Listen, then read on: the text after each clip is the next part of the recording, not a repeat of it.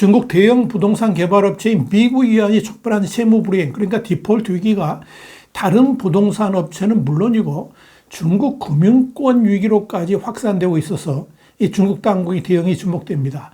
최악의 국면으로 몰려가는 중국 사정을 Y타임스가 파헤쳐봤습니다. 지금 시작합니다.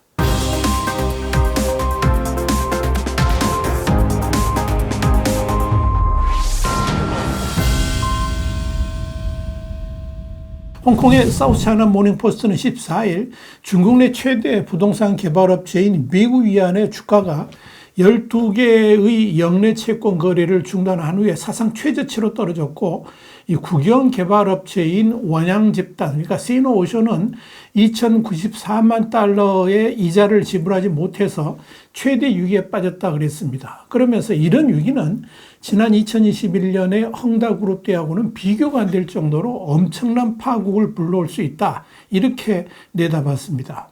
블룸버그 현지 시간으로 14일 부동산 부문의 위기로 중국 경제가 어려움을 겪고 있는 가운데 중국 최대 규모의 자산관리 그룹인 중수계 산하의 국유기업 중룽국제신탁과 중수기업그룹이 투자 실패로 이 3,500억 위안 한 64조 원대의 지급 중단 상태에 빠지면서 이 위기가 2조 9천억 달러, 그러니까 3,865조 7천억 원에 달하는 이 중국 그림자 금융 부분에까지 확산될 가능성을 보이고 있다, 이렇게 짚었습니다.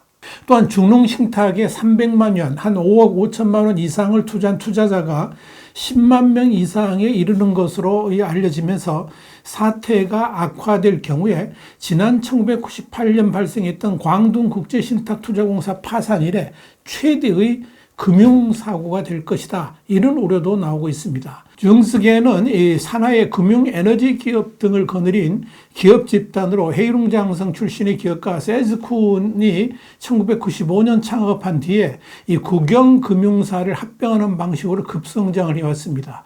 중국의 대표적 이 부동산 신탁 회사인 중룽국제신탁은 중국 상하이 증시 상장사인 진보홀딩스, 그리고 난두무럽, 세이낭 인터내셔널 같은 세 개사는 11일 증시 폐장 후에 공시를 냈는데요. 계열 핵심사인 중룽신탁의 지불 유예 소식을 공개했습니다. 진보구퍼는 공시를 통해서 중룽신탁 상품 룽성 1호와 쩌루이 1호에 투자한 6천만 위안, 한 110억 원 정도를 기한 안에 회수 불가능하다고 밝혔습니다. 난두위에는 이 공시에서 3천만 위안의 신탁을 기한을 넘겨 지불할 예정이라고 밝혔고, 사넨고지는 이 투자 원금 257만 위안과 투자 수익을 회수하지 못했다라고 공시했습니다.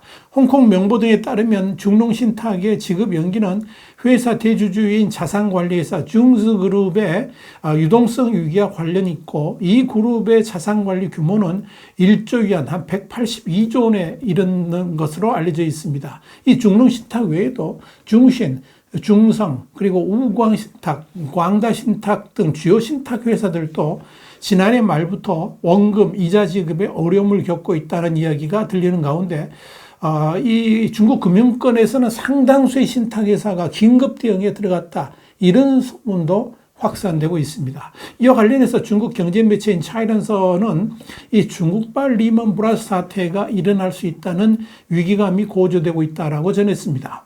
문제는 이들 기업들이 알려진 내용보다 더욱 심각한 상태라는 점입니다. 중국 SNS에 퍼진 중룽신탁의 지불 유예 금액에 대해서 홍콩 명보는 지불 유예 액수가 최소 3,500억 위안에서 최대 6천억 위안, 그러니까 한 110조 원에 이를 수 있다라고 추산했습니다.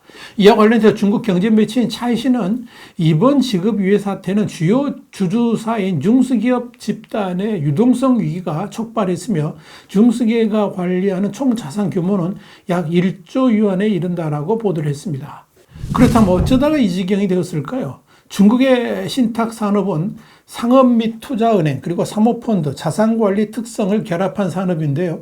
이 규제가 느슨한 신탁회사는 가계저축을 모아서 부동산, 주식, 채권, 원자재에 투자해가지고 높은 수익을 제공합니다. 그런데 이런 신탁회사들이 부동산 위기로 인한 막대한 자금 압박을 받으면서 졸지에 위기의 근원으로 전락을 했습니다.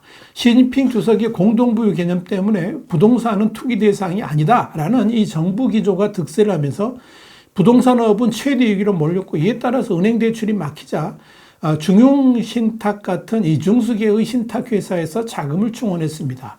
실제로 이번 위기에 영향을 미친 미국 위안의 경우에 2021년, 2022년 발행된 위안화 표시 회사채 6종을 포함한 회사채 9종, 그리고 사모채권 1종, 미국 위안 계열사 광동통외건설공사의 회사채 1종 같은 이런 총 11종의 미국 위안 관련 채권 거래가 이날부터 중단됐습니다. 채권 총액은 157억 200만 위안에 달합니다. 이 중에서 만기가 가장 이른 것은 9월 2일 차인 미국 위안 사모채권이고, 채권 종류에 따라서 9월 중에 또 10월 19일, 올해 연말, 내년 초 등 만기가 도래할 예정입니다. 앞서 미국 위안은 지난 7일 만기가 돌아왔던 액면가 10억 달러 채권 2종에 이자 2,250만 달러를 지불하지 못했다라고 밝혔습니다. 이어서 지난 상반기에 최대 76억 달러의 손실을 냈다라고 발표한 바 있습니다.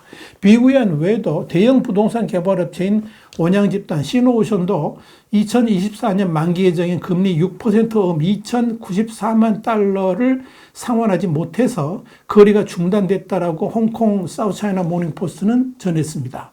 이렇게 부동산 개발업체들이 줄줄이 지급불능 상태에 빠지면서 신탁회사들까지 도미노 디폴트 위기로 몰리고 있는 것입니다. 이와 관련해서 우자롱 대만 경제평론가는 14일 자신의 페이스북에 중국 금융기관이 부동산 상품에 투자해서 융자를 제공한 결과 모두가 이 부동산 위기에 타격을 입는 구조다 그러면서 충격이 다시 금융회사 고객에 확산되면서 도미노 효과를 발생하고 있다. 중국판 리먼 모멘트다. 이렇게 진단을 했습니다. 그래 안에도 중국 경제의 모든 지표들이 추락하고 있는 가운데 이젠 금융위기로까지 번지면서 이번 사태가 중국 경제 전반에 상당한 악영향을 미칠 것으로 전망됩니다.